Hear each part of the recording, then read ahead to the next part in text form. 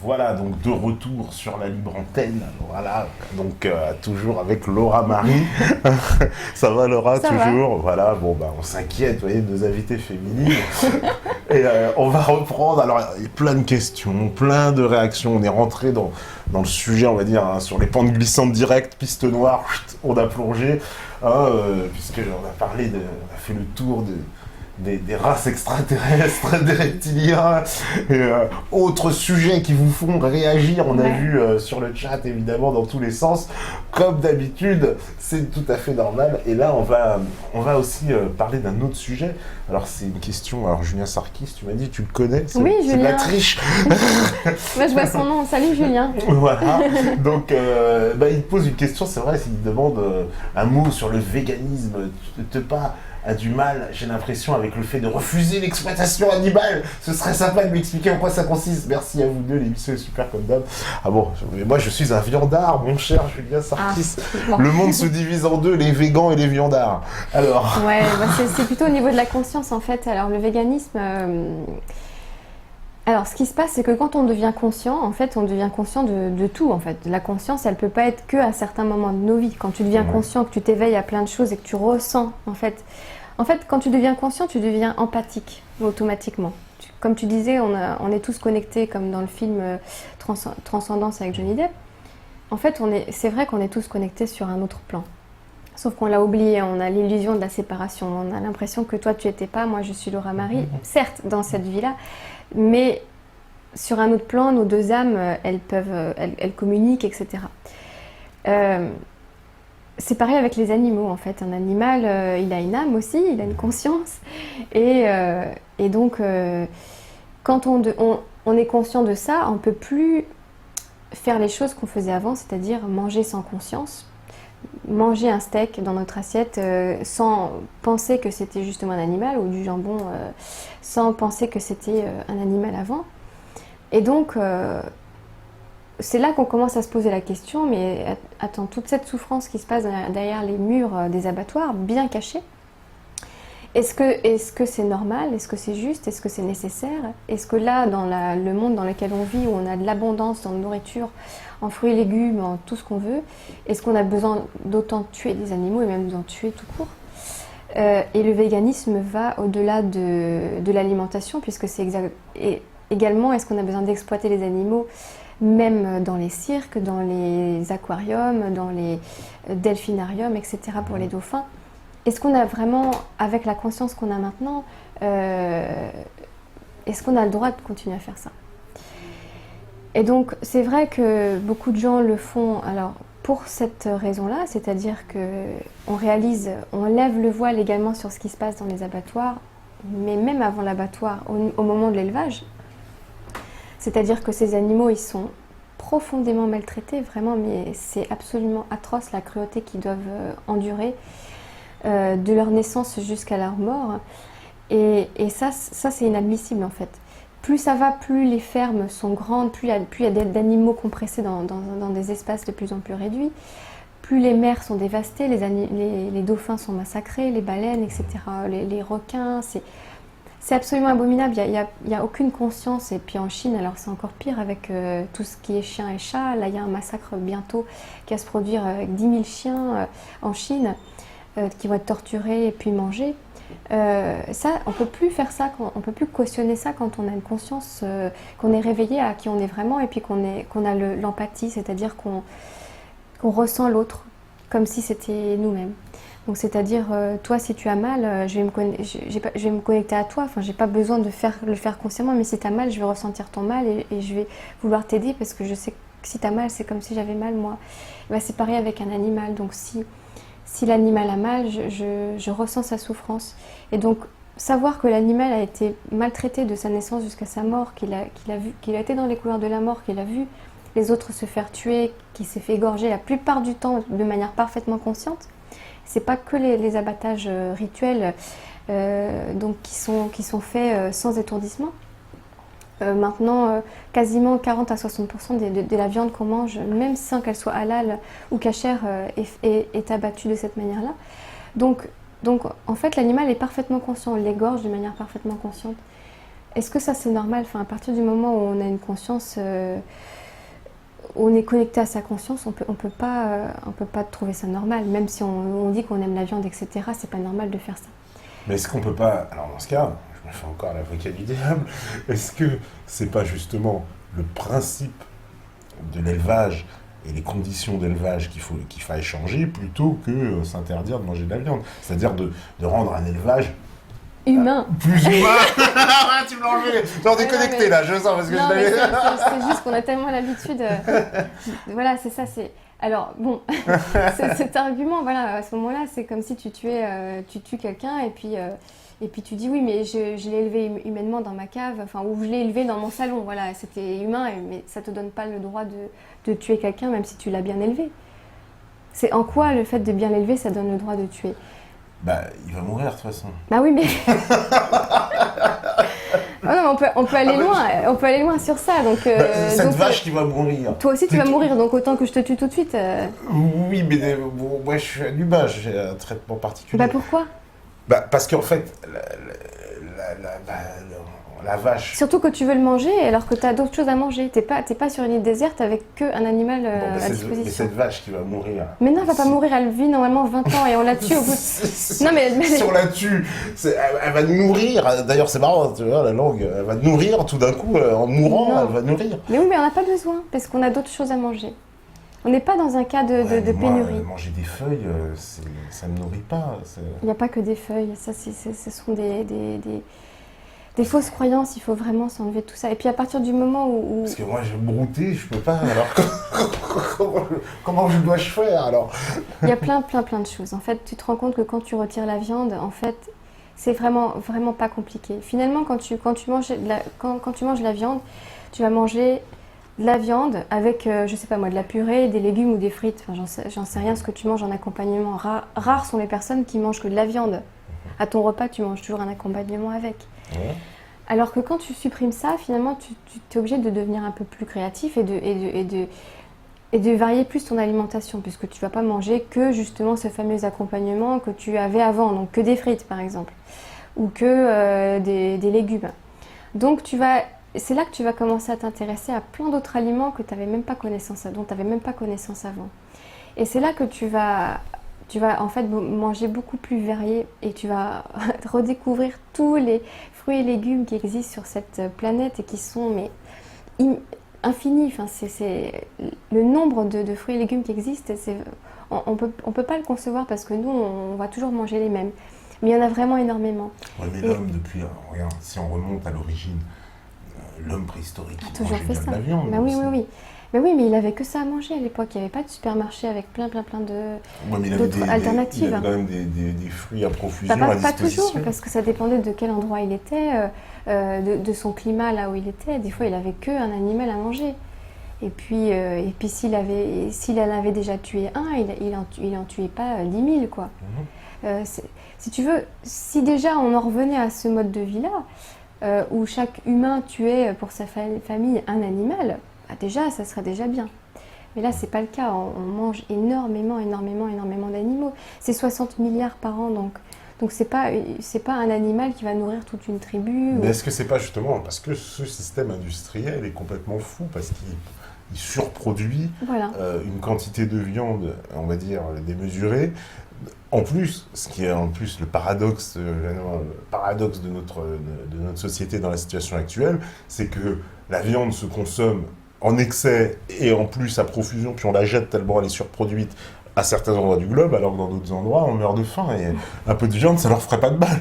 Bah, c'est ça, que dans ces endroits-là, oui, c'est sûr, ils ont que ça à manger, ils auraient que ça à manger dans certains endroits, ou dans certains endroits, même, je sais pas moi, en Antarctique ou des choses comme ça, ou les Esquimaux. Souvent, les gens vont se comparer, ah oui, mais les Esquimaux, ils mangent bien, voilà. Mais on n'est pas dans cet environnement-là, donc déjà, commençons à changer, nous, ceux qui pouvons changer, puisque nous, on peut se le permettre. Et puis après, on trouvera des solutions pour le reste. Mais c'est pas parce qu'à l'autre bout de la Terre, il y a des gens qui n'ont pas à manger, que nous, on doit manger de la viande. Mais imaginons, par exemple, que je vive dans ma petite ferme, bien bio, dans les Cévennes, et puis j'ai mes poulets, j'ai mes lapins. Je veux dire, est-ce que sincèrement ils vont vivre mal, mais mieux? Non, ils vivront pas mal, mais ils mourront mal. Enfin, ils mourront plutôt que ce qui était prévu, et puis voilà. Mais encore une fois, c'est pas du tout le cas là. C'est pas du tout le cas là. Tu manges pas tes propres poulets ou tes... Non. Donc voilà. Donc en fait je la peux question. pas faire mes poulets là, ça serait compliqué. Donc voilà. Donc en fait la question, elle se pose puisque ce n'est pas le cas. Si tout le monde en était à faire une ferme où ils chérissaient ses animaux, etc. Ça serait déjà mieux, même si dans l'absolu, bon bah voilà, il faut pouvoir tuer l'animal. Mais dans l'absolu, ça serait déjà moins pire. Là, ce qu'on dénonce, c'est vraiment... bon, moi je ne le ferai pas non plus parce qu'on n'a pas besoin pour survivre de manger des animaux. Donc, puisqu'on n'en a pas besoin, c'est uniquement par goût et par croyance qu'on en a besoin. Et au contraire, justement, plus on mange des produits animaux, plus on est malade. Tu sais que dans les pays où ils mangent plus de produits laitiers, c'est là où il y a le plus d'ostéoporose, justement, des dégénérescences des os.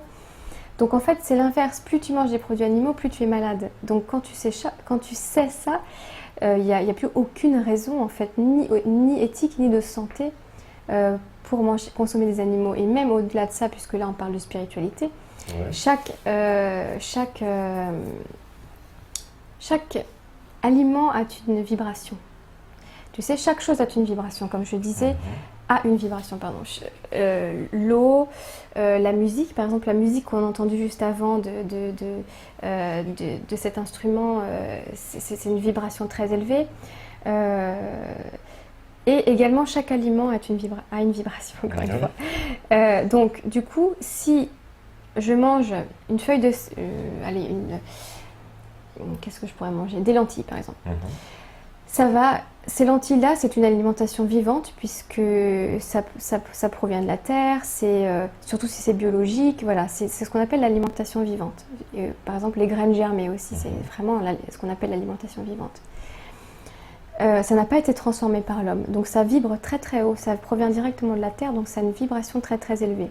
Quand tu mets ça dans ton corps, ça nourrit vraiment toutes tes cellules, c'est vraiment très très puissant.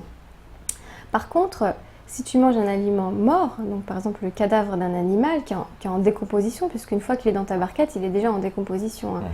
Donc là, au niveau énergétique, ça ne va rien t'apporter. C'est-à-dire que ça va te caler, ça va te permettre de ne pas mourir de faim, ça va te permettre de... Enfin, ce qui n'est pas le cas pour nous, mais imaginons que tu serais sur une île déserte. Mais au niveau vibratoire, c'est pas quelque chose qui va te faire vibrer haut. C'est quelque chose qui va te descendre justement tes vibrations. Donc en fait, on peut tous se mesurer, et si je pouvais te mesurer, je pourrais te dire tu vibres à telle fréquence, moi je vibre à telle fréquence. On vibre tous à une certaine fréquence, un arbre ça vibre à une certaine fréquence, un animal à une certaine fréquence. Et à chaque fois que tu fais quelque chose, donc si je bois une certaine eau, si je mange un certain aliment, ma fréquence vibratoire va varier. Donc soit elle va augmenter, soit elle va diminuer.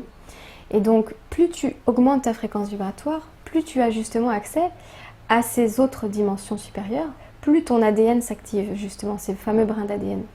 Plus tu diminues ta vibration, avec des aliments, des substances, des drogues, de la cigarette, de l'alcool, les ondes électromagnétiques, moins tu as accès justement à ces dimensions-là. Donc en fait, quand tu comprends aussi en termes énergétiques que tout impacte ta vibration, et que on est tous reliés, si tu manges un animal qui a été trucidé, qui a été maltraité, qui a souffert toute sa vie et qui a été égorgé vivant, en pleine conscience, saigné, vivant, encore parfaitement conscient, tu ne peux pas espérer avoir cette chair à l'intérieur de toi sans que ça n'impacte tous tes corps en fait. Tous tes corps. Et donc du coup, tu en subis les conséquences. Au-delà du plaisir qu'elle m'aura procuré à la consommer. Parce que, là, quand je vais consommer cette viande, imaginons une viande bien marinée, cuite au barbecue, qui va me faire saliver, l'intention que je vais donner à la manger va être... elle est effarée. Non, parce que je m'imagine, justement, si on fait ça avec un humain, oui, mais j'avais une bonne intention de te cuisiner avec une bonne sauce, c'était pas... Mon intention était bonne, donc ma vibration va augmenter. Bah oui. Non, tu sais, dans certaines tribus cannibales, justement, ils disent non mais c'est vrai, ils disent que justement il faut faire attention à qui on mange parce qu'on prend son âme. Ah oui, d'accord, oui. Donc tu vois, c'est déjà connu dans certaines civilisations.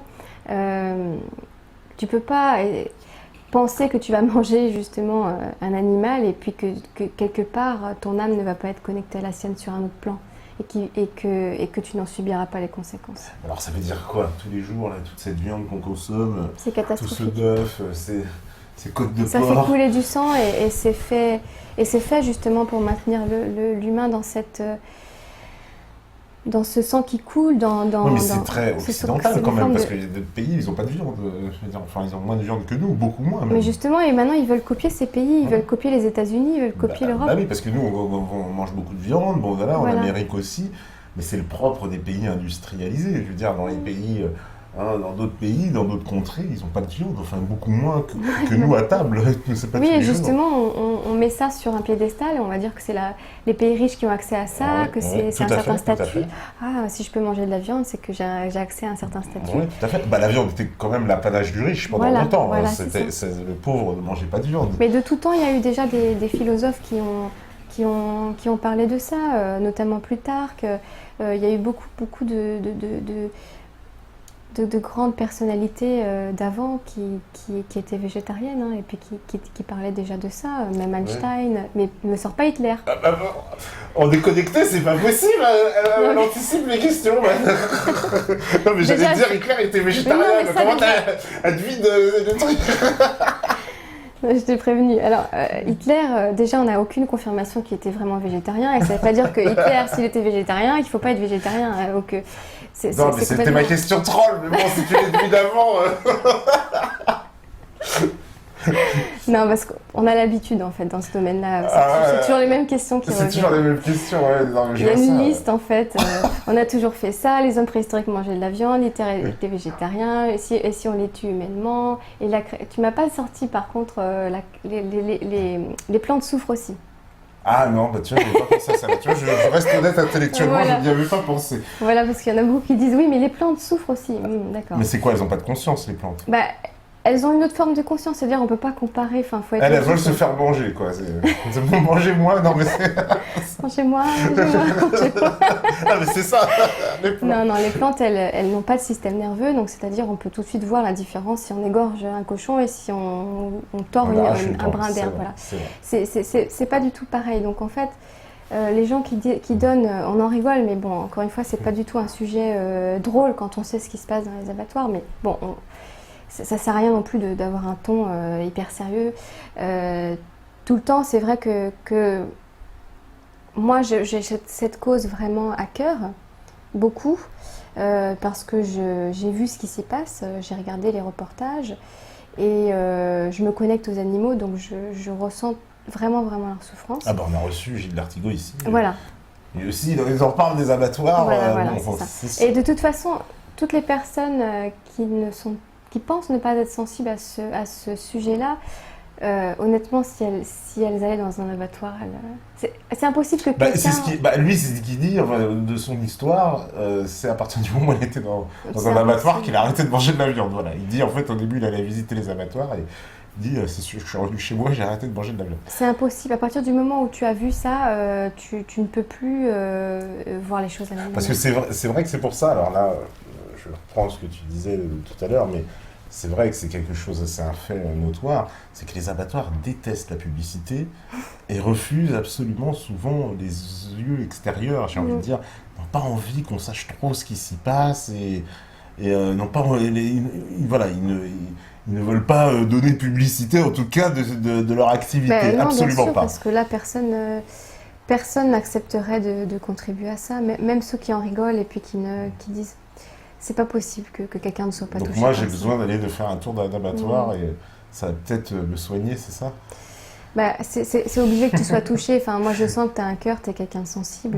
Même si on peut faire semblant de ne pas être touché, on est obligé d'être touché une fois qu'on a vu ça. Bah, très sincèrement, bon voilà, les arguments, je les entends bien, effectivement, la souffrance animale. Alors c'est peut-être, après, justement, une forme, on va dire, de facilité, c'est que, voilà, moi, j'ai pas à tuer la bête. Elle arrive dans Bah, mon bien assiette, sûr. elle est sous forme de steak. J'ai pas vu la bête qu'on a saignée, j'ai pas vu, je l'ai pas entendu souffrir, etc. Et puis alors après, comme elle est là, tu te dis, bah de toute façon, vu qu'elle est déjà là, autant la manger plutôt que la mettre à la poubelle. Ah oui, ça c'est sûr. Tu vois, donc c'est un cercle vicieux. Ouais. Mais en plus, on est élevé aussi. Après, Oui. je veux dire, en Occident, on est élevé quand même avec la viande. Je veux dire, arrêter la viande, ça revient à arrêter de fumer pour moi, c'est pareil. Alors, c'est très Ah, tu fumes? Alors j'ai arrêté. C'était plus facile et plus difficile Ouais. qu'on ne le croit, c'est un mélange. Mais je Ouais, veux dire, c'est difficile quand même, Bah, bien c'est un sûr, challenge. bah, c'est fait Et j'ai exprès. l'impression que la viande, bah, c'est pareil, c'est un En challenge. fait, ça dépend. Bah, c'est comme la cigarette. Certaines personnes arrivent à arrêter totalement. Je vérifie mon micro.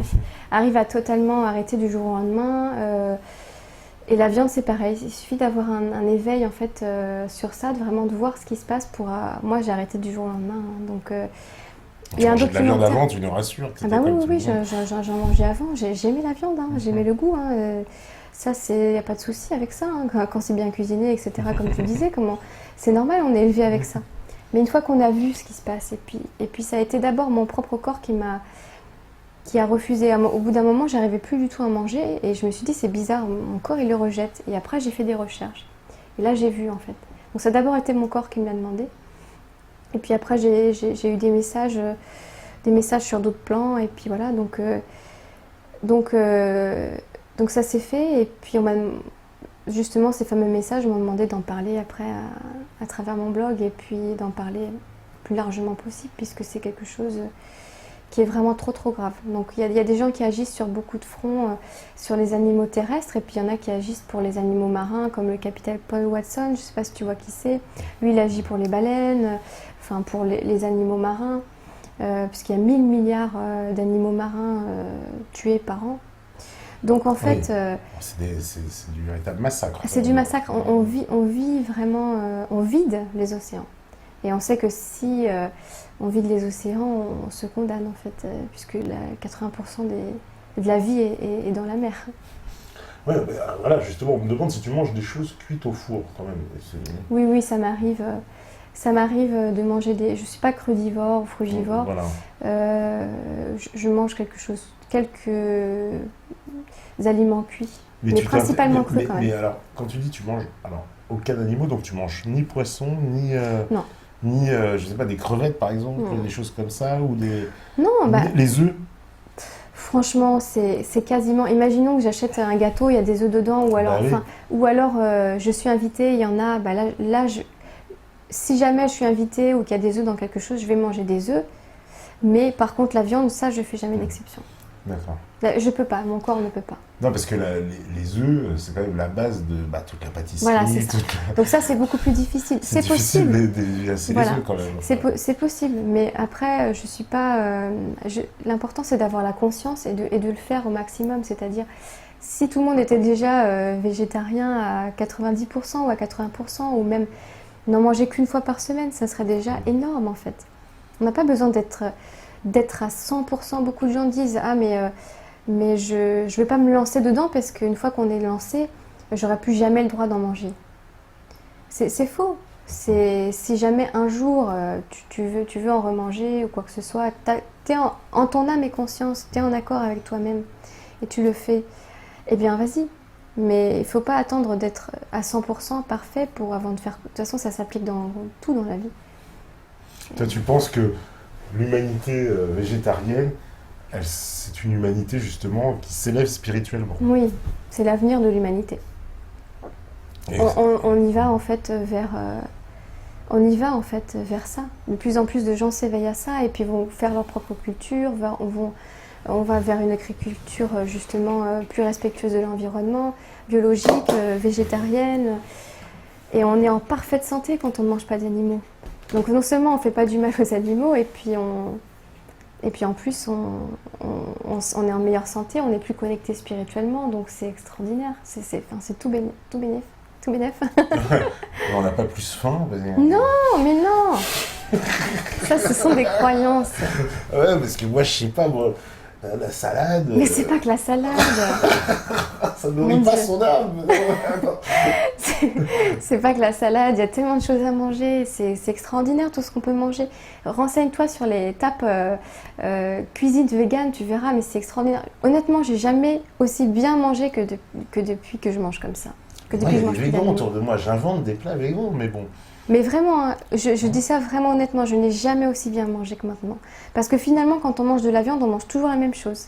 On mange toujours son steak avec son accompagnement. Et en fait, quand il n'y a plus ça, on est obligé de trouver d'autres choses. Et c'est là qu'on s'ouvre à la vraie alimentation. On retrouve le goût des vrais aliments. On retrouve le goût des fruits, des légumes, des choses qu'on n'avait pas du tout, qu'on avait oubliées, puisqu'on avait un mauvais exemple, parce qu'à la cantine, c'est des fruits et des légumes, enfin surtout des légumes, tu sais, surgelés. Et nos parents n'avaient pas forcément le temps de nous faire des vrais légumes biologiques, etc., bien cuisinés.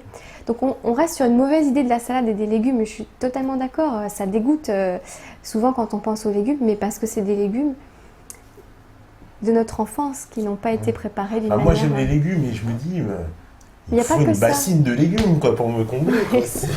Oh, mais après, tu as des féculents, enfin tu as des pommes de terre, tu as des lentilles... t'as des pois chiches, voilà, les lentilles, t'as plein de je les aime bien avec des petits lardons. Ouais, mais c'est pas des lardons, c'est des bouts d'un animal trucidé. Ah, tu vois, tu détruis le rêve, là. Mais c'est la vérité, c'est la vérité. C'est un bout d'un animal. C'est vrai. Il faut le voir comme ça dans ton assiette. Il était vivant quelques jours avant. Oui. Quelques jours avant. Quelques jours, oui, c'est vrai que ça met quoi, une semaine. Ah, c'est 3-4 jours, quoi. 3-4 donc, jours. Quand tu te dis ça, tu te dis, voilà, juste pour quelques minutes de plaisir pour toi. Tu lui as retiré toute sa vie à lui. Toi, c'est que quelques minutes, mais lui, c'est toute sa vie entière. Oui, ouais, mais pas que pour moi, pour plein de gens. On va le manger à plein, le cochon. Ah ouais, mais bon. C'est que tu le manges à plein ou tu l'as quand même retiré toute sa vie. Alors que ces personnes-là n'avaient pas besoin, ils auraient pu manger autre chose. Mais qu'est-ce qu'il en ressort pour moi, on va dire, d'un point de vue vibratoire? Là, je mange cet animal. Alors justement, tu vas voir que moi, ce qui s'est passé, c'est que dès que j'ai supprimé les animaux, moi, ils m'ont dit, de toute façon, c'est ta dernière étape avant de te reconnecter vraiment à qui tu es vraiment, à pouvoir accéder à d'autres plans de conscience. Donc du coup, ça s'est fait naturellement. Là, j'ai arrêté de manger des animaux et mes perceptions, ma clarté, tout est devenu beaucoup plus clair, ma connexion avec moi, avec les autres, avec justement les animaux. En fait, quand tu t'enlèves toute cette souffrance à l'intérieur de toi, tu es beaucoup plus en paix avec toi-même. Et tu as beaucoup plus de clarté. Et tu vibres beaucoup plus haut, donc tu as des idées, tu as moins d'idées, de pensées négatives.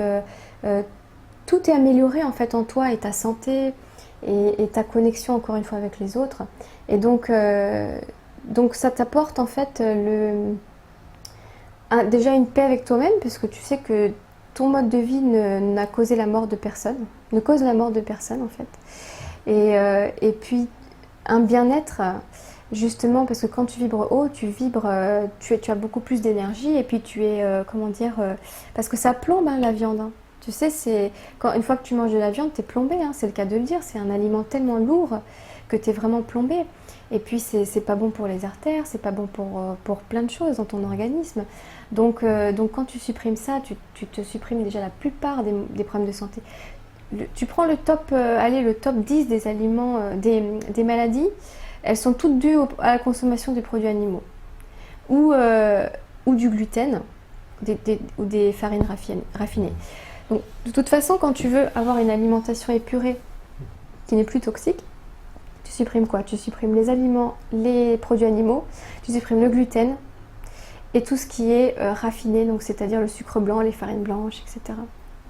Et là, ton taux vibratoire, c'est comme si tu étais une montgolfière et tu enlèves tous les sacs qui te maintenaient en bas dans cette fameuse troisième dimension lourde où tes perceptions sont limitées.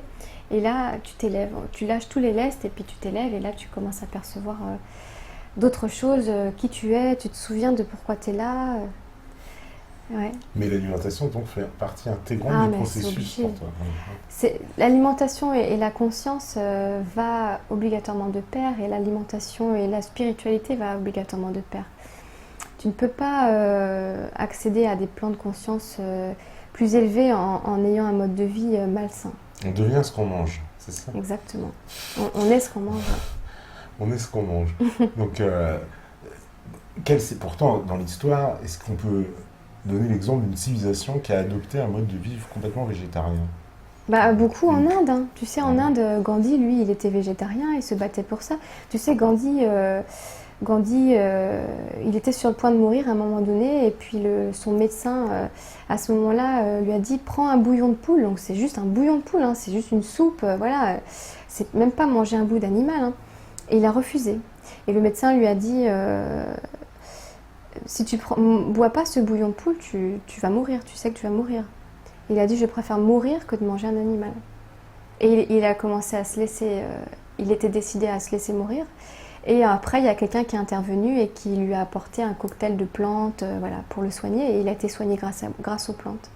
Donc c'est pour dire son niveau de conscience et son niveau de dévouement pour cette cause. Et c'est-à-dire qu'il était prêt à mourir plutôt que de manger un animal. Et même une soupe qui a été faite à partir d'un animal. Oui, même une soupe faite par... Oui, c'est vrai que dans la culture indienne, il y a une forme de végétarisme, puisque par la religion aussi, il y a un respect des animaux, voilà, on ne doit pas tuer certains animaux, etc. C'est très lié aussi à leur spiritualité religieuse. Ouais. Totalement, mais ça part de certaines vérités, tu sais, tout part de vérités, après c'est détourné ou c'est mis sous forme de croyance pas de croyance, mais d'enseignement spirituel, mais ça part de vérité, et puis voilà, certaines civilisations savent plus que d'autres que les animaux ont une conscience, respectent ça. Et puis souvent on va dire oui, mais alors les Amérindiens, tout ça, ils tuaient bien les animaux. Oui, ils les tuaient, mais encore une fois, ça, ils respectaient ce que tu disais tout à l'heure. Au moins, ils les tuaient de manière respectueuse, c'est-à-dire en ayant conscience qu'ils lui retirent la vie, en faisant une prière pour lui et en ayant vraiment conscience de ce qu'ils font, du sacrifice qu'ils font, et parce qu'ils n'ont pas le choix que de le manger, parce qu'ils n'avaient pas encore une fois de supermarché rempli de plein d'alternatives, mais avec une profonde douleur et comme un cérémonial d'avoir à faire ça. Tu vois, c'est quelque chose de... Ils avaient conscience que c'est quelque chose qu'ils auraient préféré éviter, mais qu'ils sont obligés. C'est comme dans le film Avatar, tu vois. Quand on voit quand elle tue l'animal. Alors que nous, c'est à la chaîne, c'est je sais plus combien de cochons, de vaches à l'heure, quoi. C'est abominable, il n'y a aucun respect. Et les gens qui travaillent dans les abattoirs, ils sont obligés de boire, d'être sous un certain taux d'alcool pour arriver à faire ça. Mais bien sûr, la plupart des gens dans les abattoirs sont alcooliques. Ils sont alcooliques, alors là tu nous donnes un scoop, je savais pas. Ah mais oui, il y a plein de témoignages sur YouTube d'anciennes personnes, ils ne peuvent pas le faire et ils ne restent jamais longtemps dans à cause de la pression psychologique. Ah non mais attends, ils ont le sang qui coule ils ont le sang jusqu'au genou, toute la journée. Ah ouais. Ils baignent dans le sang, ils égorgent des animaux en permanence. Tu peux pas être normal et arriver à faire ça. Mais attends, mais c'est abominable. C'est abominable. Donc ils sont obligés d'être bourrés, je veux dire honnêtement. Parce que sinon ils peuvent pas. Écoute, je donne des scoops. Alors il y a plein de questions évidemment. On me demande, c'est vrai, dans la faune nature, un prédateur se nourrit d'un autre individu et en plus d'instinct, il l'abat généralement sans douleur, soit par évanouissement, soit par un bris instantané de cervical sans souffrance. Qu'est-ce que cela vous inspire ? Alors déjà, ce sont comme on dit des prédateurs. Nous, ce n'est pas notre cas. On n'est pas. On est un peu des prédateurs. Oui, mais c'est pas. Non. C'est parce qu'on n'est pas conscient. Mais quand un humain conscient, il n'a pas envie d'aller faire du mal à un autre conscient. Un autre animal, pardon. Un autre humain. Je n'y arrive pas parce que je lis les questions en même temps. Donc ça, c'est le propre du prédateur. Et en plus, ce n'est pas le cas de tous les animaux. Il y a plein d'animaux qui vont pas sauter sur les autres animaux, qui sont végétariens. Herbivores, on appelle ça pour les animaux.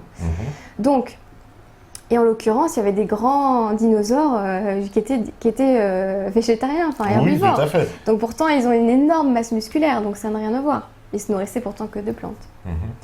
Donc, ces animaux-là, ce sont des animaux, déjà. C'est-à-dire qu'eux, ils n'ont pas de supermarché, ils n'ont pas la possibilité de se cuisiner des plats comme nous, avec leurs mains, etc. On ne peut pas comparer dans ce sens-là que l'animal, cet animal-là en question, le prédateur, il est vraiment physiologiquement carnivore. Donc lui, il a vraiment un système digestif prévu pour manger uniquement de la viande. Si tu lui donnes d'autres aliments, il ne peut pas survivre. C'est différent. Alors que nous, nous, on est capable, attention, on est capable, omnivore, ça veut dire on est capable de digérer tout, mais si on est capable de digérer tout, ça ne veut pas dire qu'on est obligé de manger justement tout. Tu comprends? Oui. Mais qu'est-ce qui s'est passé à un moment alors pour qu'on mange de la viande, si on n'est pas fait pour en manger?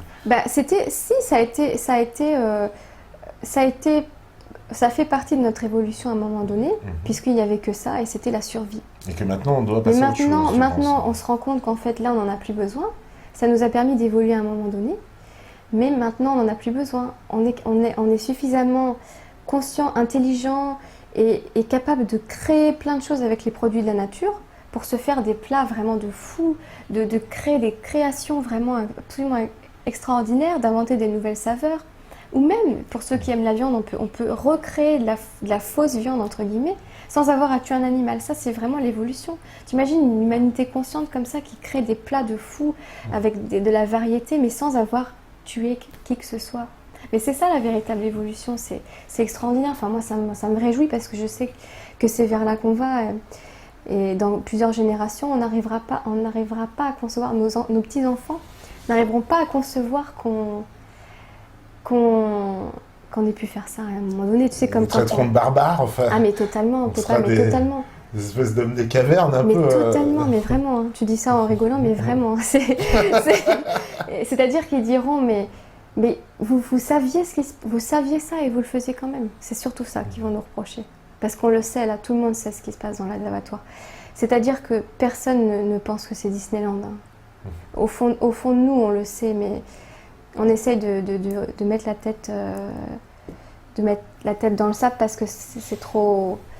En fait, ça remettrait tellement tout en question, toutes nos habitudes, toutes nos croyances, qu'on va se dire oui, mais non, mais on l'a fait depuis la nuit des temps. Toute une industrie aussi qui a pas intérêt, parce que je veux dire, l'industrie de la viande, c'est énorme quand même. C'est énorme, c'est comme l'industrie du gluten, l'industrie des produits laitiers, alors le rayon yaourt. C'est énorme, tout ça est énorme, surtout la France, dans le pays du prédit laitier. Plus grand consommateur mondial, il me semble. Peut-être les États-Unis. Peut-être les États-Unis, mais en tout cas, on est numéro 2, sinon on est très très haut dans le avec classement. Avec le fromage surtout. Voilà. Donc, comment on va faire bouger tout ça? C'est énorme. C'est des intérêts énormes. Oui, mais c'est le... On avance petit à petit parce que déjà, beaucoup de... le pourcentage de végétariens et de véganes augmente vraiment à vue d'œil. Ouais. Oui, c'est vrai qu'il y a de plus en plus de gens qui... Alors en France, on est quand même à 2%, je crois. Ouais. Mais il y a certains... sont plus... Ouais, c'est culturel hein, avant tout, mais après, oui, nous c'est la charcuterie, le fromage. Maintenant, aux États-Unis, il n'y a pas un coin de rue où il n'y a pas de resto vegan, où il n'y a pas d'alternative végétarienne ou vegan dans les restaurants. Donc on me dit les insectes, c'est vrai, alors je vois beaucoup de ça. C'est quoi, c'est des animaux ou pas? Est-ce qu'on peut les considérer dans la catégorie animaux ou alors... Alors en fait, c'est vrai qu'il y a différents types de conscience, même au sein des animaux. Les animaux n'ont pas tous la même conscience, ça je l'avoue, j'ai rien avoué, mais je le reconnais, voilà. Entre une poule et un agneau, on va dire, par exemple. Alors, ils ont tous une conscience, mais ils n'ont pas tous le même niveau de conscience. Il y a des animaux qui ont des plus hauts niveaux de conscience que d'autres. L'agneau, il en a plus que la poule, par exemple. Alors, ça, je sais pas, mais par contre, le dauphin, là, ça, c'est sûr que le dauphin a un niveau de conscience vraiment, et la baleine a un niveau de conscience le chien, très, même, très élevé. Dire, le chien, il a un niveau de conscience élevé aussi. Oui, mais alors pas encore au niveau de la... C'est pas le même type de conscience. C'est-à-dire que le chien, il va être très intelligent, il va pouvoir apprendre plein de mots, faire plein comment dire, écouter les directives du maître, etc. Mais c'est en termes de vibration aussi. La baleine et le dauphin ont une vibration très très très élevée et émettent des vibrations très élevées sur la planète Terre. Donc c'est pour ça qu'ils sont aussi grandement massacrés, puisque les personnes qui sont à la tête de ce monde savent parfaitement ça. Oui, d'ailleurs j'ai vu un reportage, alors là je saute sur ce que tu dis, ça s'appelle Blackfish, et qui parle des parcs d'attractions. Horrible. Horrible, oui. Parce qu'il donne qu'effectivement ces animaux ont des consciences, et ce sont les éleveurs eux-mêmes qui le disent dans le reportage. Ouais. Et qui sont dégoûtés même après. Mais c'est comme si nous, on nous mettait pendant 40 ans dans une baignoire. Voilà, c'est un peu ça. C'est ce que disent les éleveurs. Et on ressent toute la souffrance de ces animaux qui sont en plus des animaux de spectacle. Donc faits pour nous amuser. Là. Ils ne nous nourrissent même pas. Là. C'est juste j'ai envie de dire notre amusement, quoi. Voilà, un peu comme si nous, oui, on nous prenait dans une cage, on nous disait, bah, il faut danser sur la table pour amuser la galerie. Et puis en plus, les dauphins, c'est trompeur parce qu'on dirait qu'ils sourient tout le temps, tu sais. Donc on croit qu'ils sont toujours heureux quand ils font leur spectacle. Alors, ils sont extrêmement malheureux. Extrêmement malheureux, et les dauphins font partie des des rares espèces qui sont capables de se suicider. Donc en fait, nous on voit pas parce que les dauphins, on croit qu'ils sont toujours pareils, que c'est toujours les mêmes quand on va au parc d'attractions. Même si on va d'un spectacle à l'autre, on va pas voir la différence entre les dauphins. Mais entre-temps, il y en a qui se sont suicidés, c'est très très fréquent.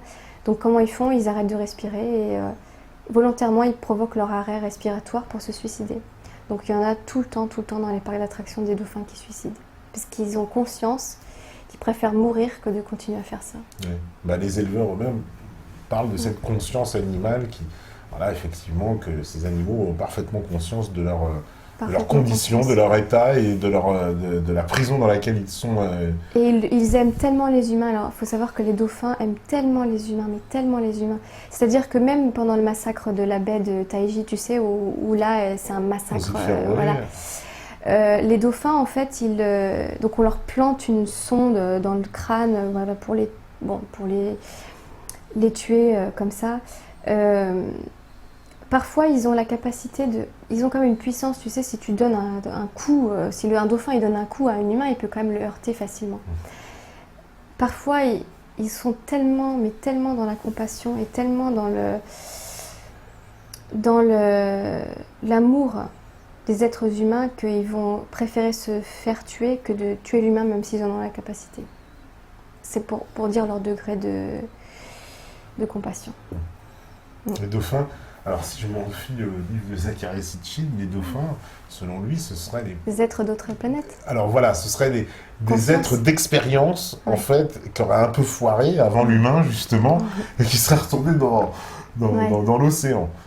Et selon certains spécialistes, certains zoologistes, enfin des gens très spécialisés dans ces domaines, ils disent qu'effectivement le dauphin est une aberration puisqu'on ne comprend pas trop ce qu'il fout dans la mer.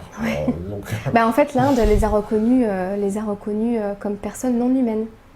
Là, ils ont le statut maintenant de personnes non humaines. On les considère comme des personnes. En Inde? Ouais, ça y est.